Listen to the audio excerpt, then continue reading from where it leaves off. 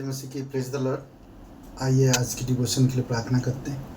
करुणा में परमेश्वर पिता प्रभु यीशु मसीह के नाम से तेरे अनुग्रह के सिंहासन के पास आते हैं, धन्यवाद देते और एक आप हमें मौका दिया इस धरती पर रहते हुए आपसे सुन सके और आपके करीब रह सके। धन्यवाद देते, तेरे नाम को ऊंचा करते। जीवित और पराक्रमी परमेश्वर अभिषेक करो इस समय, यीशु मसीह के नाम से मांगते हैं, आमीन। प्रेम, आशा, विश्वास, आशा, प्रेम। पहला कुरिन्थियों का 13 अध्याय और 13 वचन को हम देखते हैं। ये पूरे अध्याय परमेश्वर के प्रेम के ऊपर बात करता है और आप इस अध्याय को अच्छा से अध्ययन करिए ताकि परमेश्वर के प्रेम को समझ पाएंगे और प्रेम क्या काम करता है वो जान पाएंगे। पर अब विश्वास, आशा, प्रेम ये तीनों स्थायी है, पर इनमें सबसे बड़ा प्रेम है। ये तीनों कलीसिया और व्यक्तिगत विश्वासी के जीवन में सर्वोपरि है। ये तीनों चीज़ें कलीसिया के लिए और हर एक व्यक्तिगत विश्वासी के जीवन में किसी भी आध्यात्मिक उपहार से कहीं अधिक महत्वपूर्ण क्या हो सकता है। पौलुस इसीलिए इस बात को गौर करता और कहता है, प्रेम विश्वास या आशा, प्रेम विश्वास या आशा से बड़ा है।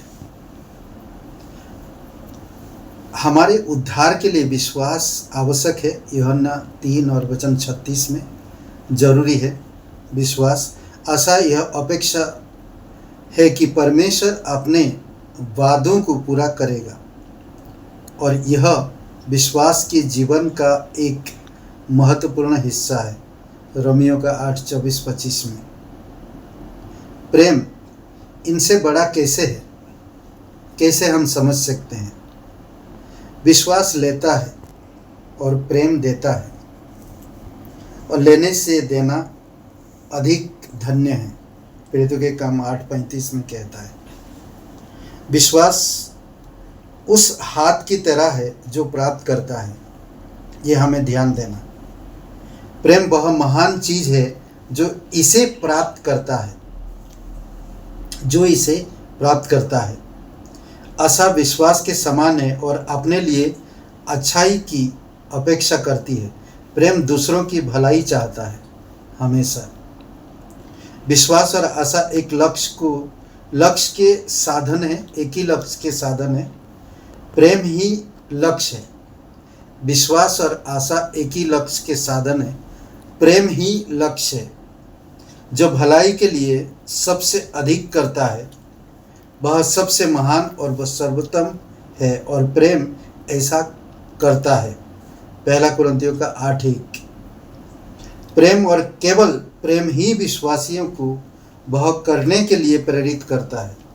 प्रेम और केवल प्रेम ही विश्वासियों को वह करने के लिए प्रेरित करता है जो पौलुस ने कहा कि उन्हें पहला कुरिन्थियों का 24 भलाई, पहला कुरिन्थियों का 10:24 और वचन 31 में करना चाहिए, जिस प्रकार वो वचन कहता है। आप इन वचनों को पढ़िए। इस अध्याय का अध्ययन करने के बाद एक महत्वपूर्ण प्रश्न रह जाता है। वो प्रश्न क्या?